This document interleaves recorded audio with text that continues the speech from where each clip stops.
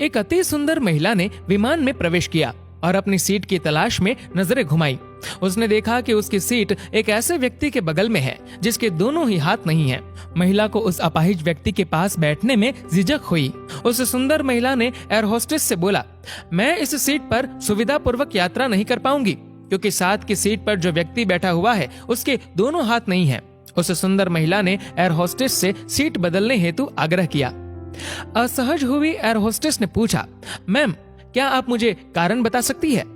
सुंदर महिला ने जवाब दिया, मैं ऐसे लोगों को पसंद नहीं करती और ऐसे व्यक्ति के पास बैठकर मैं यात्रा नहीं कर पाऊंगी। दिखने में पढ़ी लिखी और विनम्र प्रतीत होने वाली महिला की ये बात सुनकर एयर होस्टेस अचंभित हो गई।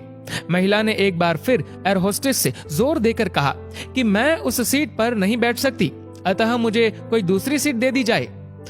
एयर होस्टेस ने खाली सीट की तलाश में चारों ओर नजर घुमाई पर कोई भी सीट खाली नहीं दिखी। एयर होस्टेस ने महिला से कहा कि मैडम, इस इकोनॉमी क्लास में कोई सीट खाली नहीं है, किंतु यात्रियों की सुविधा का ध्यान रखना हमारा दायित्व है, अतः मैं विमान के कप्तान से बात करती हूँ, कृपया तब तक थोड़ा धैर्य रखें। ऐसा कहकर एयर होस्टेस कप्तान से बात करने चली गई और उसने जाकर पूरी बात कप्तान को बताई।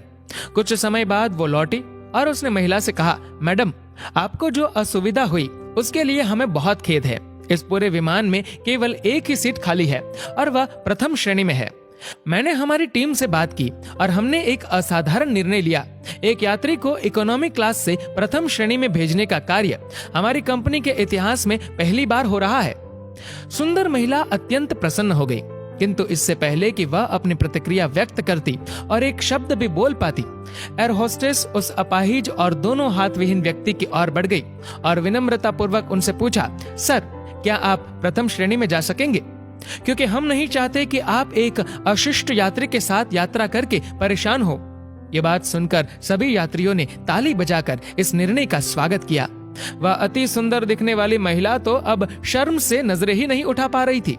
तब उस अपाहिज व्यक्ति ने खड़े होकर कहा, मैं एक भूतपूर्व सैनिक हूँ और मैंने एक ऑपरेशन के दौरान कश्मीर सीमा पर हुए बम विस्फोट में अपने दोनों हाथ खो दिए थे।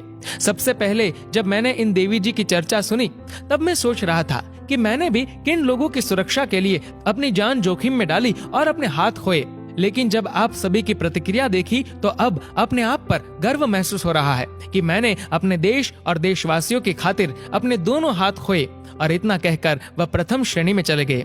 सुंदर महिला पूरी तरह से शर्मिंदा होकर सर झुकाए सीट पर बैठ गई। अगर विचारों में उदारता नहीं है तो ऐसी सुंदरता का कोई मूल्य नहीं है। दोस्तों, इस कहानी को लेकर आपकी क्या राय है नीचे कमेंट करके जरूर बताएगा। और अगर आपको ये वीडियो अच्छा लगा हो तो इस वीडियो को लाइक करेगा, शेयर करिएगा।